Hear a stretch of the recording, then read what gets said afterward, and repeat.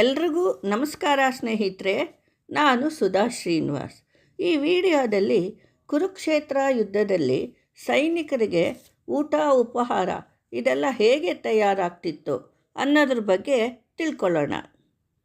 ಕುರುಕ್ಷೇತ್ರ ಯುದ್ಧಕ್ಕೆ ಸಿದ್ಧರಾಗುತ್ತಿರುವಾಗ ದೇಶ ವಿದೇಶ ರಾಜರುಗಳೆಲ್ಲ ಬಂದು ಎರಡರಲ್ಲಿ ಒಂದು ಪಕ್ಷದೊಂದಿಗೆ ಸೇರಿ ಯುದ್ಧಕ್ಕೆ ಸಿದ್ಧರಾಗುತ್ತಿದ್ದರು. ಆದರೆ ಉಡುಪಿ ರಾಜ ಮಾತ್ರ ಯಾವ ಪಕ್ಷಕ್ಕೂ ಸೇರೋದಿಲ್ಲ, ನಾನು ಯುದ್ಧವನ್ನೇ ಮಾಡೋದಿಲ್ಲ ಅಂತ ಹೇಳ್ತಾನೆ. ಆದರೆ ಯುದ್ಧದಲ್ಲಿ ಪಾಲ್ಗೊಳ್ಳುವವರಿಗೆಲ್ಲ ಸೈನಿಕರಿಗೆ ತಾನು ಅನ್ನ ಪಾನೀಯಗಳನ್ನು ವ್ಯವಸ್ಥೆ ಮಾಡ್ತೀನಂತ ಹೇಳ್ದ. ಅದೇ ರೀತಿ ಸೈನಿಕರಿಗೆ ಸರಿದೂಗುವಷ್ಟು ಅಡುಗೆ ತಯಾರಿಸಿ ಪ್ರತಿದಿನ ಕಳಿಸ್ತಿದ್ದ. ಪ್ರತಿದಿನ ಆ ಊಟ ಹೆಚ್ಚು ಆಗ್ತಿರಲಿಲ್ಲ, ಕಡಿಮೆನೂ ಆಗ್ತಿರಲಿಲ್ಲ. ಇದರಿಂದ ಆಶ್ಚರ್ಯಪಟ್ಟ ಪಾಂಡವರು ಯೋಚಿಸ್ತಾರೆ, ಅದು ಹೇಗೆ ಸಾಧ್ಯ? ಯುದ್ಧ ಅಂದಮೇಲೆ ಸಾವಿರಾರು ಸೈನಿಕರು ಸಾಯ್ತಾರೆ, ಅದು ರಾಜನಿಗೆ ಹೆಂಗೆ ಗೊತ್ತಾಗುತ್ತೆ ಎಷ್ಟು ಅಡುಗೆ ಮಾಡಬೇಕು ಅಂತ?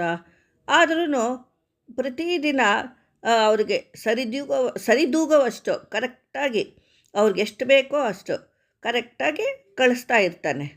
ಅಡುಗೆನೆಲ್ಲ ಹೆಚ್ಚು ಆಗ್ತಿರಲಿಲ್ಲ, ಕಡಿಮೆನೂ ಆಗ್ತಿರಲಿಲ್ಲ, ಅವ್ರಿಗೆ ಊಟ ಸರಿಯಾಗಿ ಇರ್ತಾಯಿತ್ತು. ಇದು ಪಾಂಡವರಿಗೆ ತುಂಬ ಆಶ್ಚರ್ಯ ಆಗುತ್ತೆ.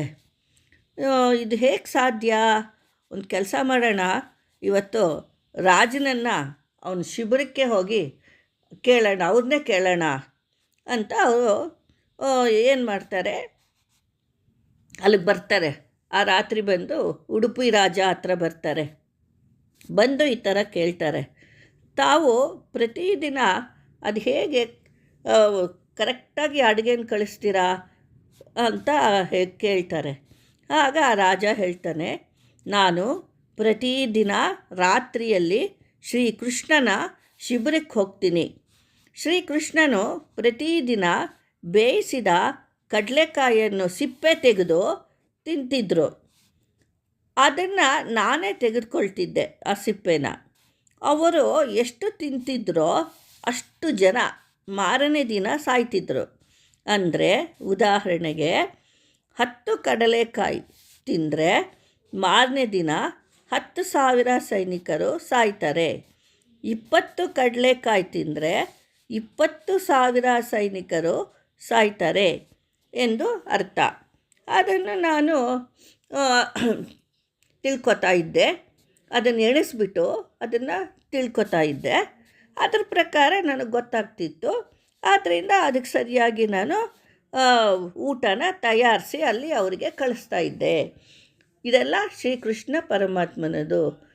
ನೋಡಿ, ಶ್ರೀಕೃಷ್ಣ ಪರಮಾತ್ಮ ತನ್ನ ಲೀಲೆನ ಎಲ್ಲ ಕಡೆ ಹೇಗೆ ತೋರಿಸ್ತಾರೆ. ಕುರುಕ್ಷೇತ್ರದಲ್ಲಿ ಯುದ್ಧದಲ್ಲಂತೂ ಎಲ್ಲ ಕಡೆ ಸಹಾಯ ಮಾಡಿದ್ದಾರೆ.